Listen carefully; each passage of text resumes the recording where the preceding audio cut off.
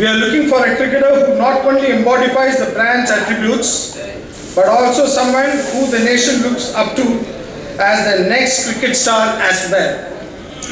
Hence, we decided to empower the people of the nation, and with this aim, we launched the Boost Next Cricket Star campaign.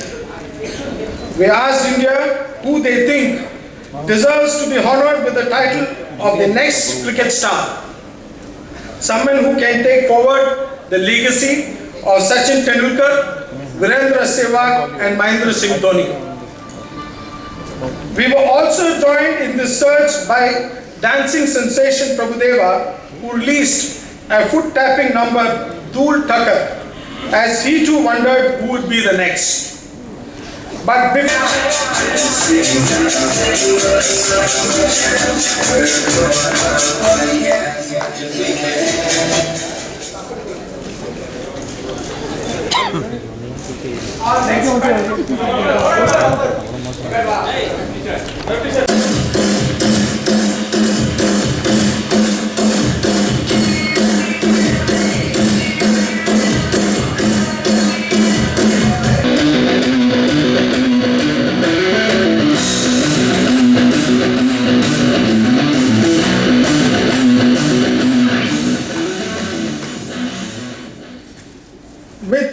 such cricket stars on the dais, we thought why not get another perspective to this discussion. Please join me in welcoming the man responsible for grooming some of the best young talent in the country this country has witnessed, former Indian coach Mr. John Wright.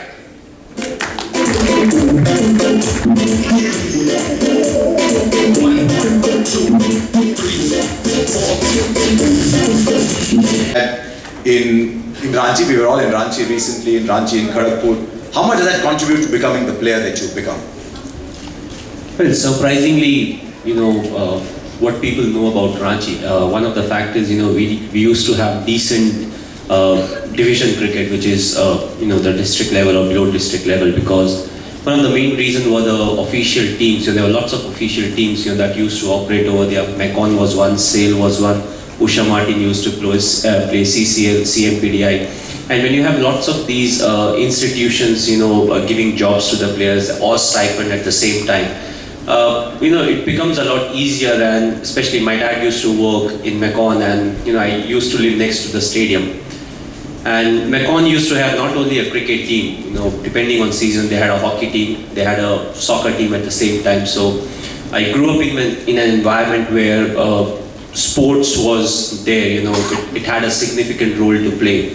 School was next door. The good thing was we had decent budget, When I started playing cricket for my school, that time we used to have Sunny Tani and dynamic power bats, and they were quite expensive. In Delhi is a place name called is Najafgarh. The place is famous for gangsters, not for cricketers or not for anything else. And I was playing there and there was no facility, so I have to travel to at least 40 kilometers to practice and to play the game of cricket. So, and my mom and my dad told me that if you have to earn something, you have to work hard and you have to be patient and you have to concentrate on your focus. So whatever you want to do it with your passion. And till the time you are studying, you can do whatever you want to do. We will not ask you do this or do that. So thanks to my parents, they supported me really well. And I still remember that my mom was getting up with me at 4:30, making a lot of parathas for me, and so make sure I'll eat parathas before I leave home, and then I can have the same parathas in the lunch. And I think that hard work pays, and I was not expecting that I can play for India, because the way I was batting, I was scoring only 40-50 runs. So I never scored 100. But you were scoring them in 15-20 balls? Not in 50-20, yes, maybe 30 balls. And so my under 19 days, I just played 2 years for Delhi and just scored 100, and luckily I got to selected for the under 19 World Cup team where Shrikant was the coach, and first time I met him and he was... With talent you can go on and play for a long time. You need constant monitoring of that particular talent, which is extremely important. Identifying talent is one, but monitoring that kind of talent for a period of time till you start teaching them to become self-sufficient. I think that's the most important key in international sport, and I think that's the basic factor for me, identifying that talent and then keeping sure that they're progressing and doing all the right things, especially with so much of distraction and so much of other opportunities that people have currently. So that's the key for me to identify and then nurture it. John, this talent just oozing out of India. There's everywhere you go, you see kids and they want to bat like Sehwag, they want to be like Dhoni, they want to bowl like Anil. To see someone in a very early stage and say, okay, tomorrow he'll become a star. There's something, if there's something about a particular guy, you know he's a talented cricketer, but I feel nowadays, especially from that point till he becomes a great or a very good international cricketer, in between there are lots of distractions, there are lots of roads that go parallel to the roads that he's supposed to. Okay, I'm glad you brought that up, not me. How do you handle that? Because yours is a very busy life. You're captaining every format of the game, but also you're doing events like these to boost. You're making a decent amount of money. How do you keep fame, money, cricket? How do you keep all these separate?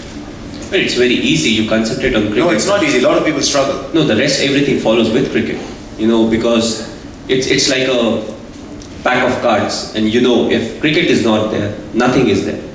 So you only take care of the cricketing aspect and the stuff that you need to do. Everything else, it's like pack of.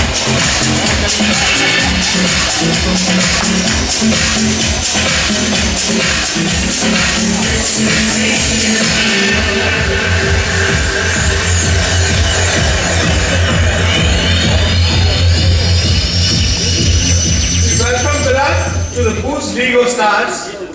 Virat, we deeply value your contribution to the game and look forward to an exciting journey with you. I would now request Dhoni and Sehwag to join Virat on stage.